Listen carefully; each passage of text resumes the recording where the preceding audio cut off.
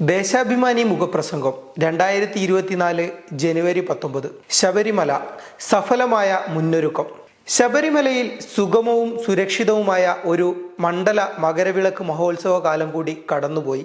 സംസ്ഥാന സർക്കാർ സംവിധാനങ്ങളുടെയും ദേവസ്വം ബോർഡിന്റെയും കുറ്റമറ്റ പ്രവർത്തനങ്ങളിലൂടെ പരാതിരഹിതമായ തീർത്ഥാടന കാലം ഉറപ്പാക്കാനായി.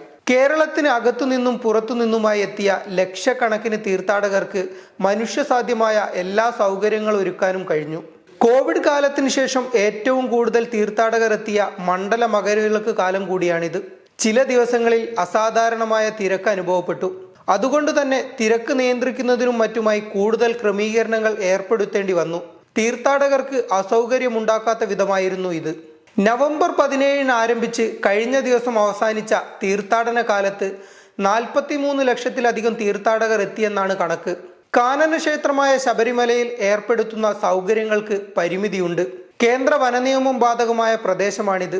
ഈ പരിമിതികളെ അതിജീവിച്ച് സാധ്യമായ സൗകര്യങ്ങളെല്ലാം ഒരുക്കാനാണ് സർക്കാരും ദേവസ്വം ബോർഡും ശ്രമിച്ചത്.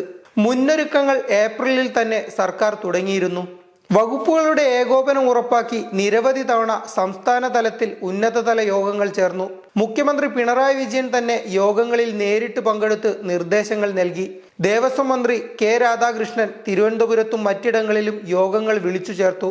തീർത്ഥാടന കാലത്ത് അദ്ദേഹം പലതവണ ശബരിമല സന്ദർശിച്ച് സ്ഥിതിഗതികൾ വിലയിരുത്തി. വിവിധ മന്ത്രിമാരും യോഗങ്ങൾ വിളിച്ചു ചേർത്തിരുന്നു.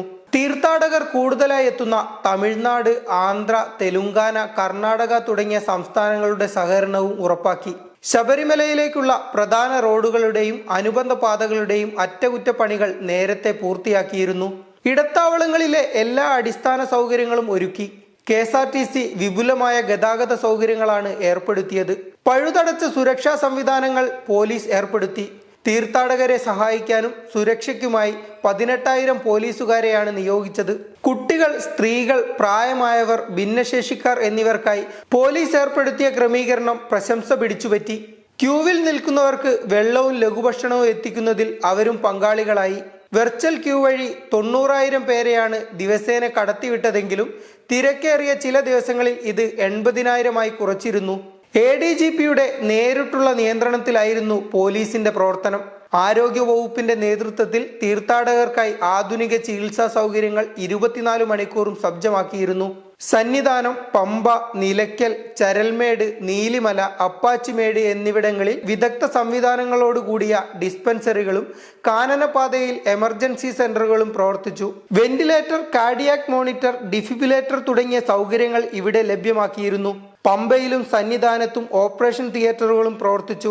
പമ്പ മുതൽ സന്നിധാനം വരെ സ്ഥാപിച്ച 15 അടിയന്തര ചികിത്സാ കേന്ദ്രങ്ങൾ മല കയറുന്നവർക്ക് ഏറെ ആശ്വാസകരമായി. കോട്ടയം, കോന്നി മെഡിക്കൽ കോളേജുകൾക്ക് പുറമെ 20-ലധികം പ്രധാന ആശുപത്രികളിൽ തീർത്ഥാടകർക്കായി പ്രത്യേക ചികിത്സാ സൗകര്യങ്ങളും ഏർപ്പെടുത്തിയിരുന്നു.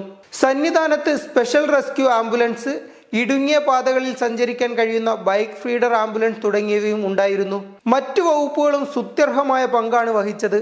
പ്രവർത്തനങ്ങൾക്കാവശ്യമായ തുക സർക്കാർ നേരത്തെ തന്നെ അനുവദിച്ചിരുന്നു.